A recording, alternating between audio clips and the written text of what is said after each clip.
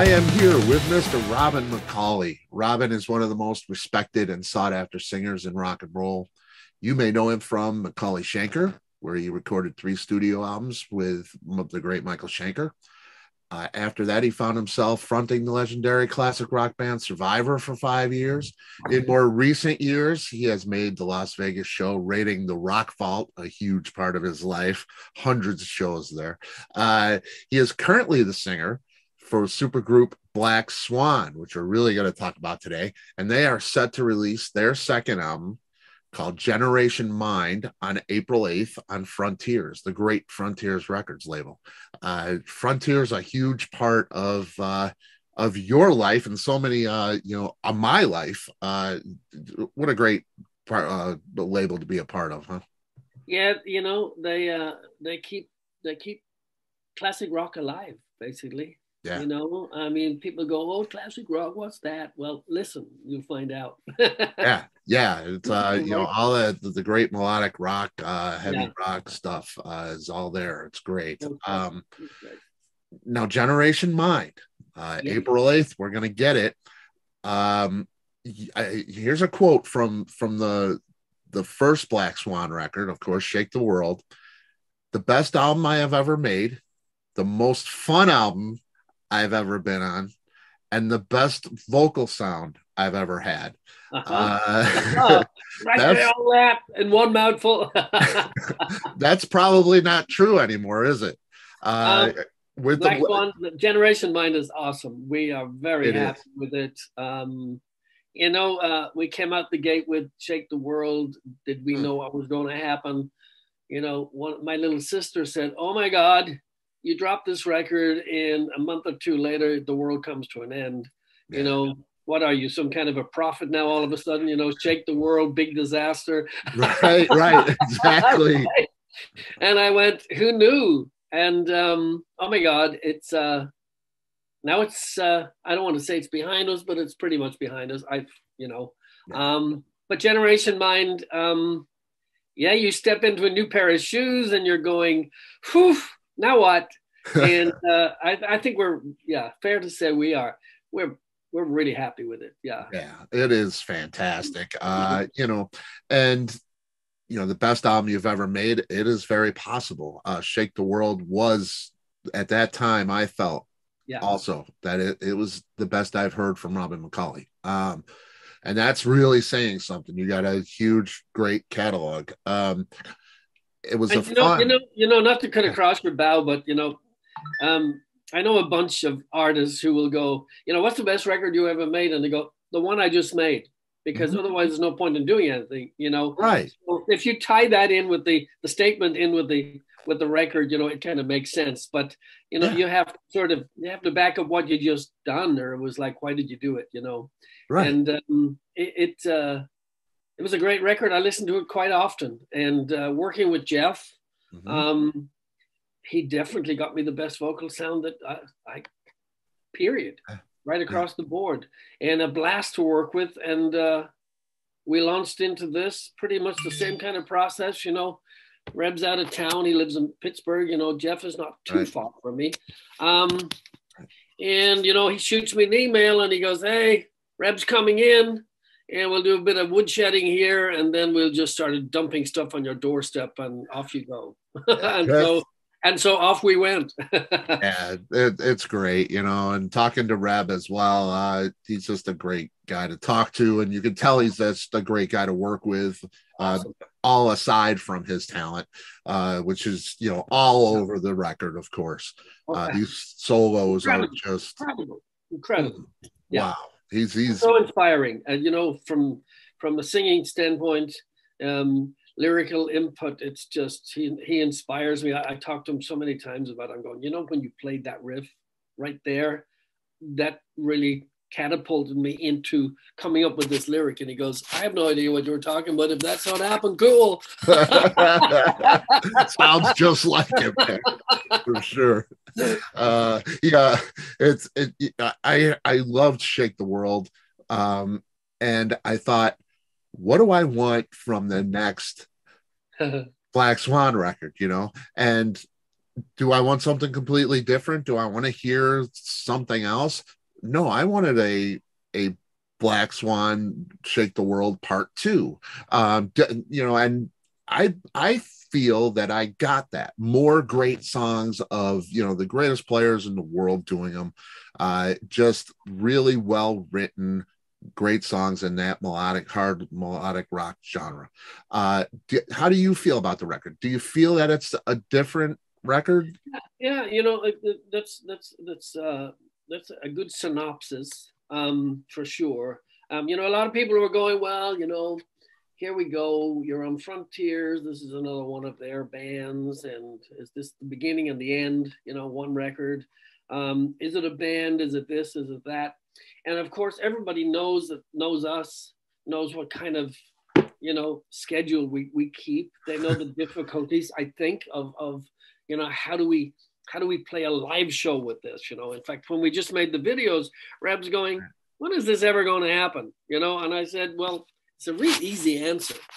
As soon as you're not doing anything, as soon as Jeff's not doing anything, as soon as I'm not doing anything, and Matt's free.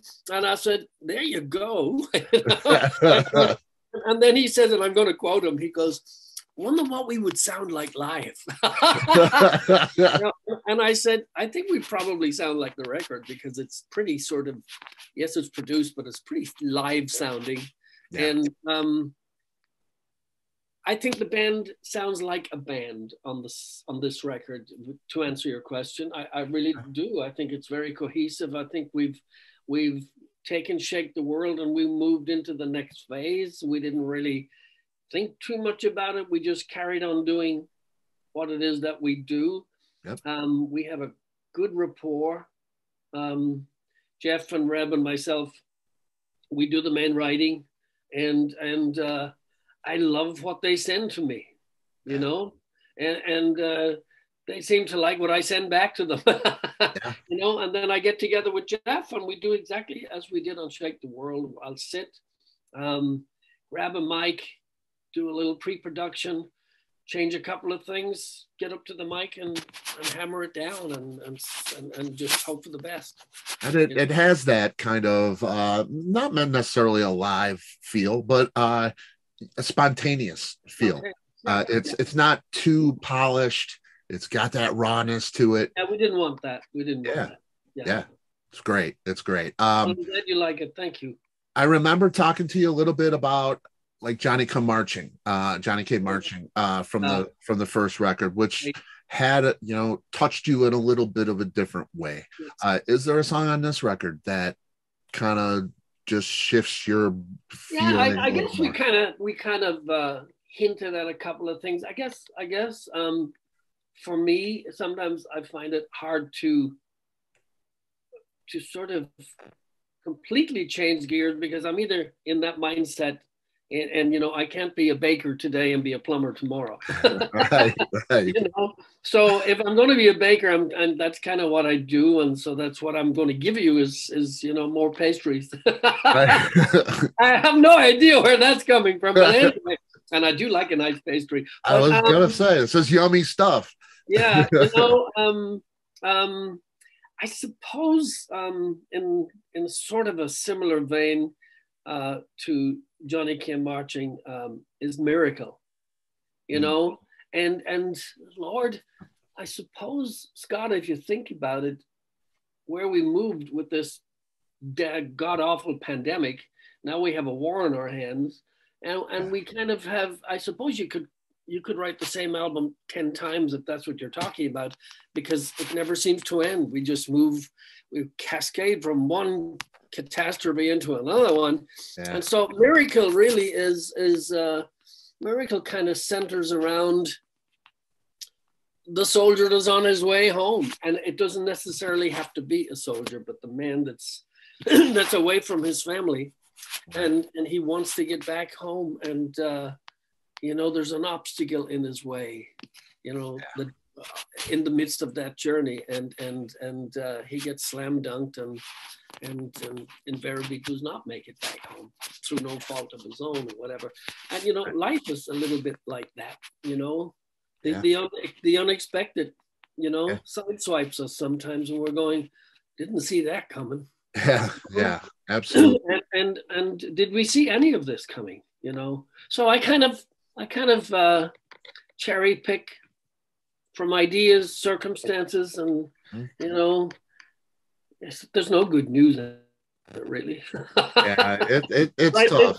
That's a sad statement, but there's no real good news anymore, you know. Yeah, yeah. So I suppose Miracle, yeah, and I think Miracle actually will drop with the album on April 8th.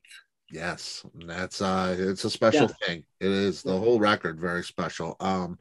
You know, another cool thing about this record, it will be available in a 2 LP gatefold, clear vinyl, and a cassette. I know. Which is great. I know you have a cassette in your car. Yeah, I wish I did actually. That means my car would be pretty vintage. Yeah. But you know, those will be available at the Frontiers web shop exclusively, so you have to go there. And the T-shirts, which is that artwork is awesome. Yeah, it is, and I wanted to talk about that artwork because I just talked with Oliver Wakeman, who is Rick's eldest son. Rick Wakeman, of course, from Yes, keyboard player. He was telling me a story of when he was a kid. He was with his dad, and his dad picked up a bag of albums of his latest solo record, and he pulled one out, Rick did, and said, "Oh, there we go, another terrible cover," and he put it back in the bag. And Oliver was telling me that it struck him that how little control he had over, you know, it's his record, and he didn't even know what the cover looked like. So, you know, I see this cover. It's kind of a steampunk kind of Plague Doctor thing. You know, if you know, you know. And it's got kind of an H.R. Geiger alien thing to it. It's just exactly right. It's gorgeous cover. Exactly. When did you see the cover? Was the music done? Did you have any input on the artwork? Yeah, the music is always pretty much, usually by the time we get almost to the end of the music and it's in the mixing phase, you know, they go, okay, guys, time for the cover. And they were kicking some ideas around, and I have a really dear, very, very good friend down in Texas. And I loved, as you know, I gave you the whole spiel on the first Black Swan record, which was this one also. Artist Stan Decker, just amazing guy. And patience, the patience of Job. It's just, he must go close to delirium at the other end. Anyway, but he does have great patience. He's an amazing talent, and he's very, very busy. So, you know, it came up again. What are we going to do? What are we going to do? And I had sent the guys, months ago, prior to the writing even. My friend down in Texas had taken this just amazing photo of her horse. She's got this jet black. The horse is a rock star. But the way that they produced the photo was in almost like a 3D embossed fashion, and it's black on black. Wow. Right? And I'm thinking, okay, I would really like to get a black and Black Swan. How do we do that? Right? And so Jeff goes and Reb goes, they're going, dude, why don't you just take the lead and just send us the ideas that you have and then whatever, right? And I said, well, obviously we're not going to use a horse. And I said, but I do have some ideas. And so I started giving them this whole spiel about, hey, you remember, you know, if you do your research into the Black Plague, you know, they used to wear these plague doctor masks. Hey. He's going, oh man, here he goes. He's off on a tangent, right? And then I said, well, I do a little bit of graphics. So I started working up some stuff. Some I took the mask, the plague doctor mask, and I stuck it on a swan's head. And then I took the actual plague doctor thing and I started to embellish that a little bit and change the colors. And then I spoke to Stan, and then Stan says, you know, the plague doctor thing, the label's not too keen on that because there's a lot of other bands doing it. And I'm going, no, they're not. I haven't seen one band doing it, not one, right? And I said, but that's not really the end all of it. And I said, I'm thinking more alien in terms of that icy blue color.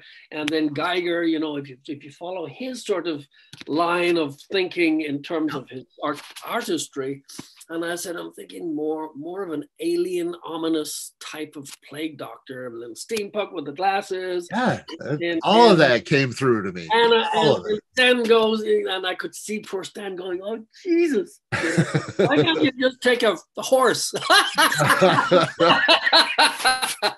And he kept sending stuff back, and I kept changing the color.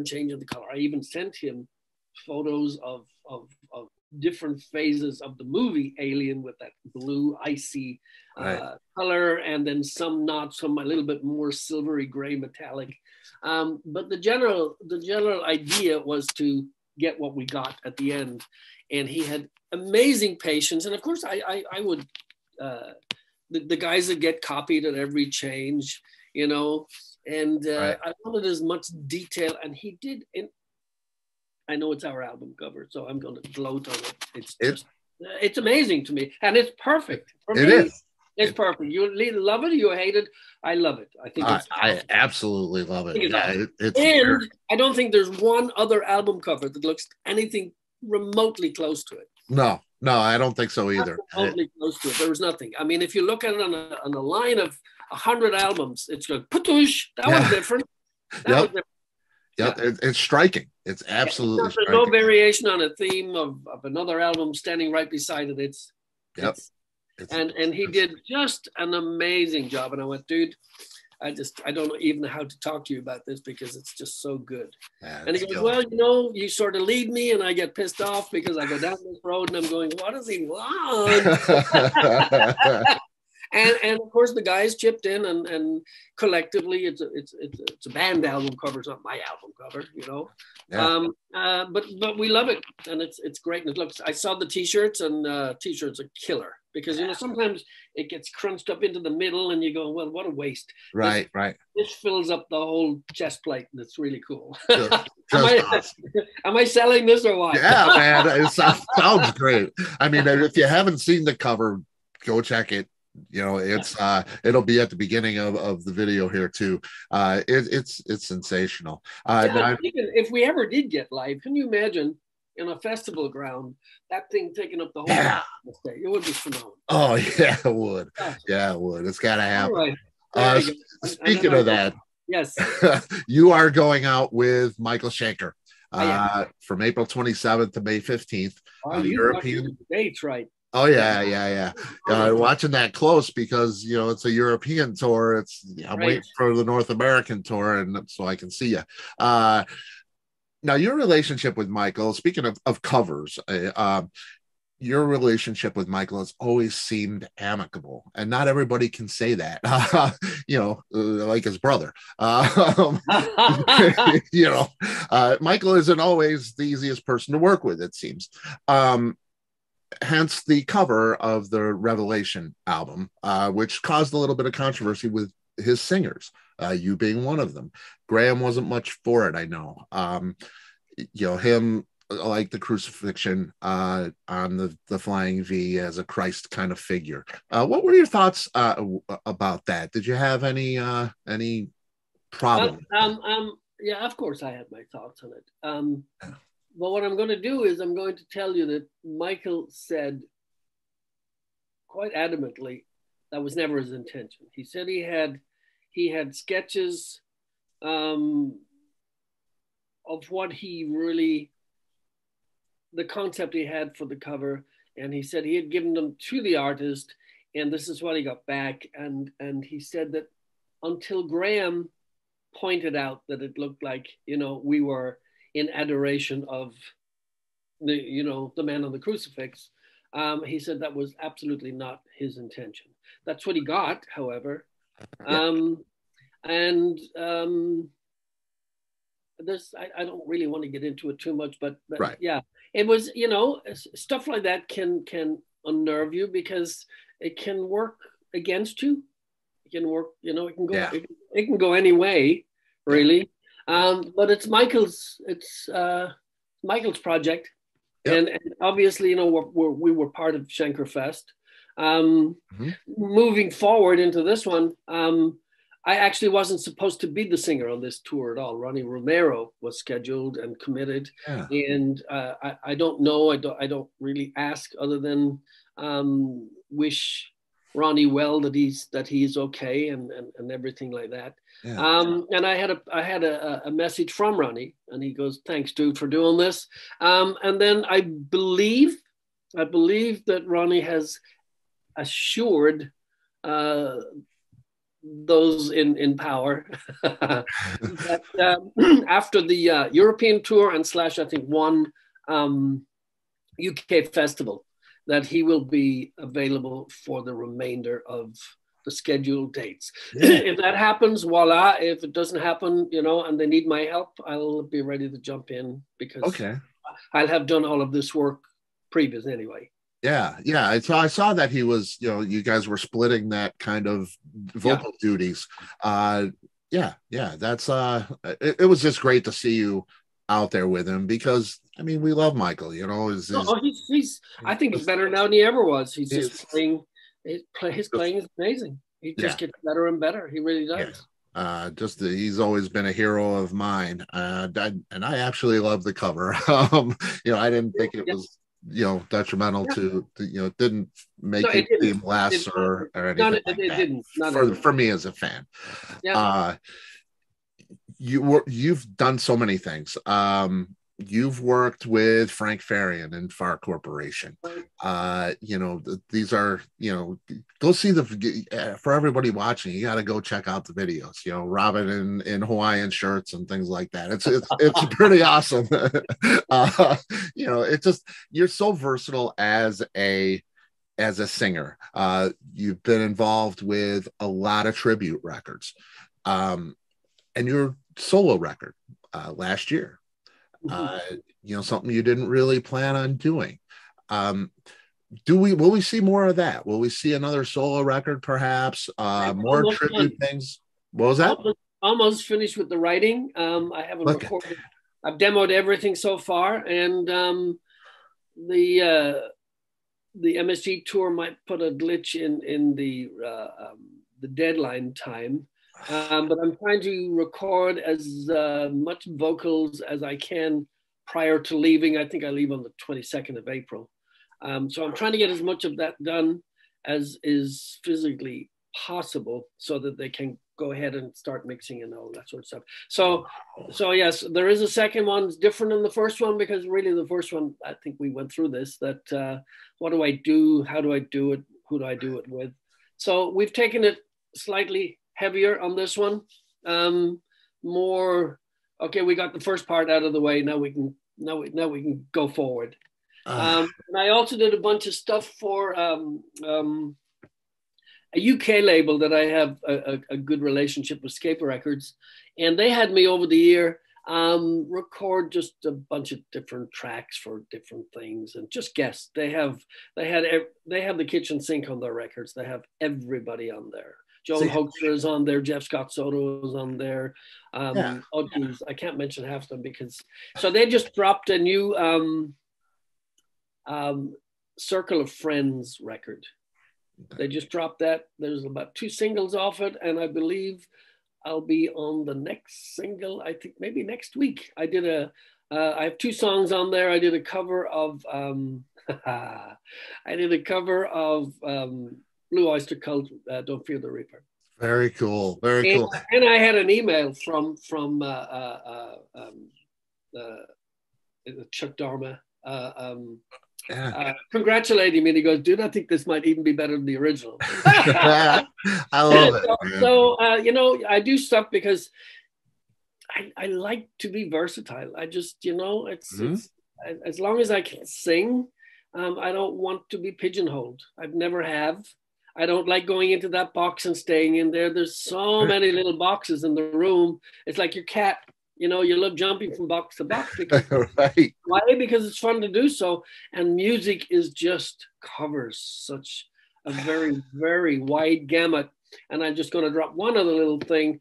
But I've also been working very hard and an immense amount of fun, a completely new set of gears for me. I've been working with an Italian composer who writes a lot of sound bites, symphonic stuff for like Netflix and HBO. Right. And he wanted to take his stuff a slightly different direction. Why he picked me, I don't know. But anyway, he did, and I couldn't be more happy. And we're about 6 deep right now, and it is completely different, and it is a blast. It is just, I'm loving it. It's just great. So, see? No, so point in case, it's if I have an opportunity to, you know, recut Old MacDonald Had a Farm with a different take, it's just because it's fun. It's fun, and it's an opportunity to just keep doing something different. It's not reinventing the wheel by any stretch of the imagination. It's music at the end of the day. It may not be everybody's cup of tea, but you know, Bach is not everybody's cup of tea. Mozart is not everybody's cup of tea, and somebody else likes to drink that cup of tea. So, I don't know how to explain it, you know, properly, but it's music. You know, and to me, it's all music. It's all music, and I'm going, no, dude, you can't do that because, you know. And it's like, yes, I can do it. Yes, I can. And you can do it well, and that's it's a real gift. It's a gift for us to hear you too. It's pretty great. All these things, you've had such a career. Ever think about writing it all down, getting your story out? Dear, no. No? Shoot. No. Just pick up the records and listen to the lyrics. I have like a stack here. You need to, yours is good. I'm waiting to put one on top there. I mean, quite honestly, I mean, I just always find there's too much mudslinging in people's book, and I'm not about mudslinging. I'm doing this because I'm blessed and fortunate enough to be able. I'm not supposed to be doing this at my age, That's what they tell you. Yeah. So let's get real, Robin. And as long as I can, I will. And I'm ready to stop every second. My wife is going, stop kidding yourself. You'd be just getting on my nerves. You'd be here. You'd be going, oh, I wish I had. And she's full of encouragement, That's awesome. and she always has been. And she just became a nurse since I last spoke to you, a licensed nurse. Yes, that's so awesome. Yeah, amazing. So I have a great team in my family behind me, and they're going, yeah, Dad, whatever. Sure, I know you were supposed to quit last week, weren't you? Last year. So Dad, one of these days, Now Casey's playing, right? I mean, Casey's on this new Black Swan record also. Okay, he was on Shake the World. He was on Shake the World. He sings on Generation Mind, and I'm going to have him on my new solo. And I think he's going to lay down some rhythm guitars on my solo also. And he's always, he's going, why can't I do it? And I said, so, okay, you're doing it, That's great. So it's good. I don't push them. I've never have, if that's what you want to do.